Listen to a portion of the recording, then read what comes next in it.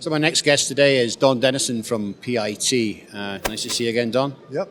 Good to see you again. Well, we keep meeting up in different parts of the world.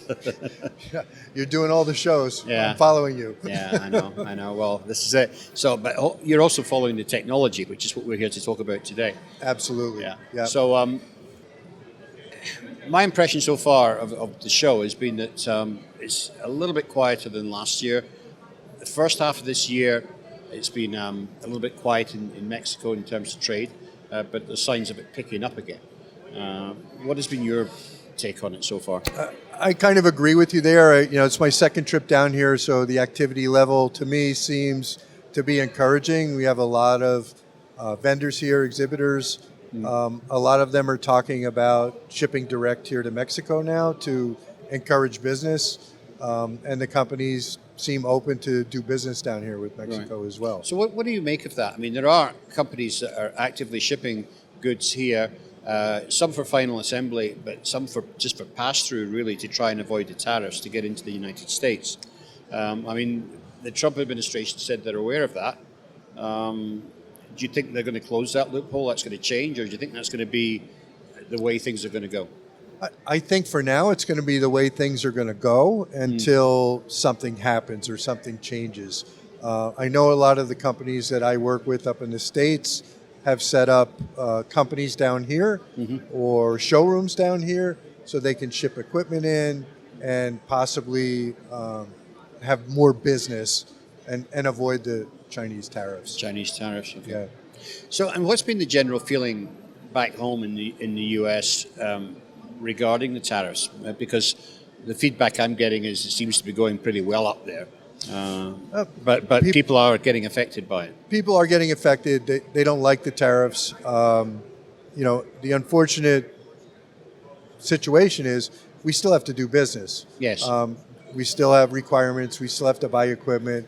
And when it comes right down to it, if you have to pay the tariff, you pay the tariff.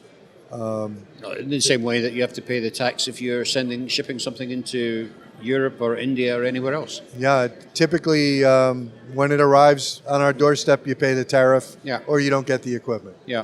So it becomes an issue where the demand is requiring you to pay the tariff. Pay the tariff. Okay. Has it slowed down much in the way of new product introduction or actual contracts? I think the supply chain has slowed down, and I've noticed deliveries on a lot of the bigger equipment.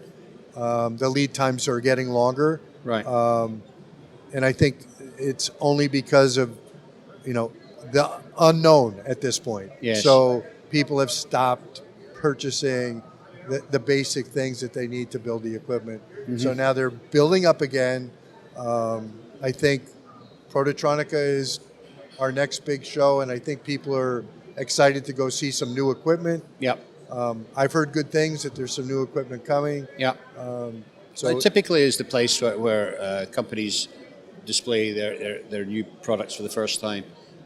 So I'm hoping that's the case again. It's also the most international show by a long way. You get people there from the Philippines, from South America. I did get to see some new equipment down here this year, which made it worth the trip. So good. I'm looking forward to getting started with that. Anything in particular that caught your eye? So I work with a selective soldering company, Cicino. They have a great new selective soldering machine, and they're touting some new AI software that goes along with it. It might be a game changer for selective soldering. Well, yeah, I interviewed them yesterday, but I mean, I think you're right. It's one of the themes at the show as well is that people are looking for faster programming, faster changeover, and data-driven systems, basically. So I think absolutely, if you can reduce the setup time and get things into process, then it's definitely a win-win. Everyone seems to be using AI differently, so it's going to be interesting for them to prove their AI solutions. Yes. And the customers are going to drive it because they know what they want. They know how to improve their process. Right. And I think the more we use AI, the better it'll be. Yep. I recently went to a seminar with Jenny Wang, and her comment was, if you're not using AI now, you won't be in business in 5 years. That's true. So you really have to start embracing this whole AI thing and learn as much as you can about it, because it's coming. It's coming. Oh, it's here. It's actually here.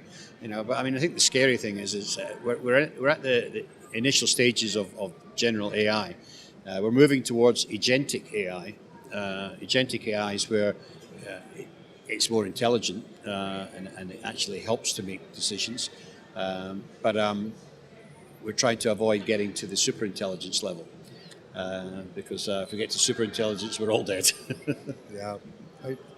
I'm not afraid of the superintelligence part of it. I just want to see how it's going to help us and help our processes. Right. And we have to not be afraid of it and embrace it.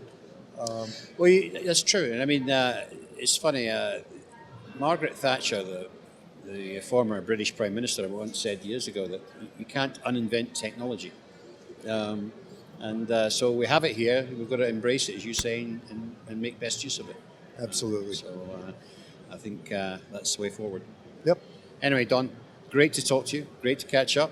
You too, Trevor, always. We'll no doubt see you in Munich. Okay, will do. Okay, bye now.